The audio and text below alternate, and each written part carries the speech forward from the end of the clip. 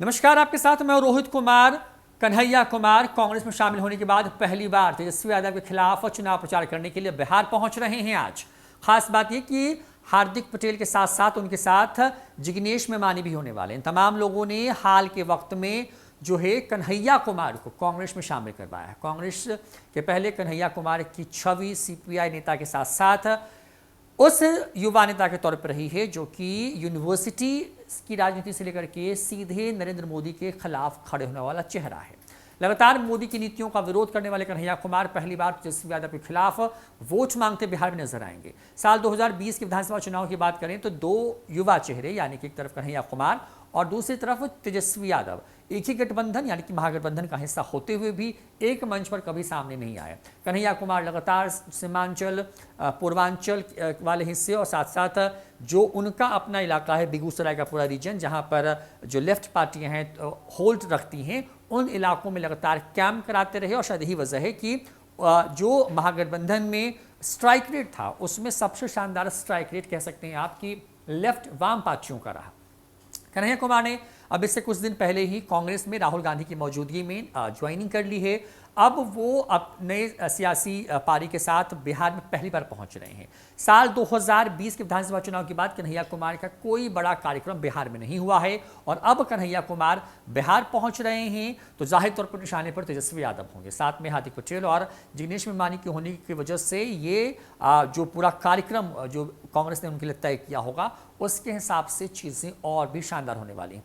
बड़ी बात यह है कि कांग्रेस ने अचानक से महागठबंधन में इन उपचुनावों को लेकर के खुद को अलग कर लिया। ये तक कांग्रेस कह रही है कि बगैर उनके 19 विधायकों के क्या तेजस्वी यादव सरकार बना लेंगे, क्योंकि लगातार से 2 सीटों में से एक सीट पर कांग्रेस अपना दावा ठोकती रही है, लेकिन तेजस्वी यादव की आरजेडी ने इन दोनों सीटों को कांग्रेस के से छीन लिया और इसका असर ये हुआ कि कांग्रेस ने आखिरकार मजबूर होकर के इन दोनों सीटों पर प्रत्याशी के नामों का ऐलान कर दिया है। अब कन्हैया कुमार आएंगे, संवाद की का जो कौशल है उनका जबरदस्त रहता है। जब वो मंच पर आते हैं तो एक पल के लिए तमाम लोग सुनने ठहर जाते हैं। हालांकि साल 2019 के लोकसभा चुनाव में कन्हैया कुमार अपने बेगूसराय की ही सीट को बहुत बुरी तरीके से हार गए और उस वक्त भी जो बड़ा फैक्टर था वो यही था कि कन्हैया कुमार गिरिराज सिंह के खिलाफ चुनावी मैदान में थे, लेकिन वहां पर जो है आरजेडी ने एक तरीके से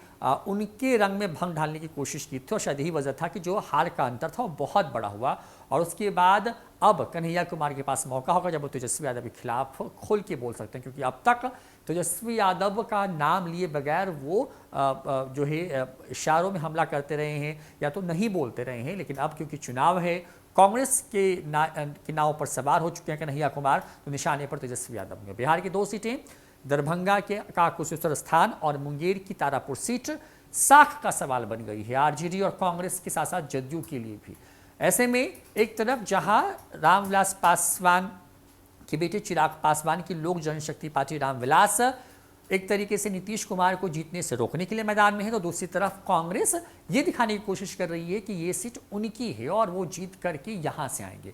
तो दूसरी तरफ जदयू के लिए अब अपनी दोनों सीटें जिनके जो उनके ही पार्टी के 2 विधायकों के निधन की वजह से खाली हुई हैं, उन सीटों पर को अपने पास दोबारा रखने की पूरी जुगत में लगी हुई। शायद यही वजह है कि तमाम बड़े बड़े जो नेता हैं सरकार में जो मंत्री हैं वो लगातार वहाँ पर कैंप कर रहे हैं। तो दूसरी तरफ तेजस्वी यादव तारापुर और कुशेश्वर स्थान विधानसभा में खुद कैंप करके एक एक पंचायत पर नजर रखे हुए हैं, विधायकों की पूरी फौज लगा रखी है। और ऐसे में कन्हैया कुमार इस पूरे मुकाबले को दिलचस्प बनाने के लिए आज बिहार आ रहे हैं। जो भी खबर होगी कन्हैया कुमार को लेकर के, तेजस्वी यादव जब वो हमला बोलते हैं, जब उनके खिलाफ चुनाव प्रचार करते हैं और क्यों कांग्रेस के प्रत्याशी को वोट देना चाहिए, इन तमाम मुद्दों पर जो भी अपडेट होगी सबसे पहले दिखाएंगे। देखते रहिए न्यूज़4 नेशन। नमस्कार।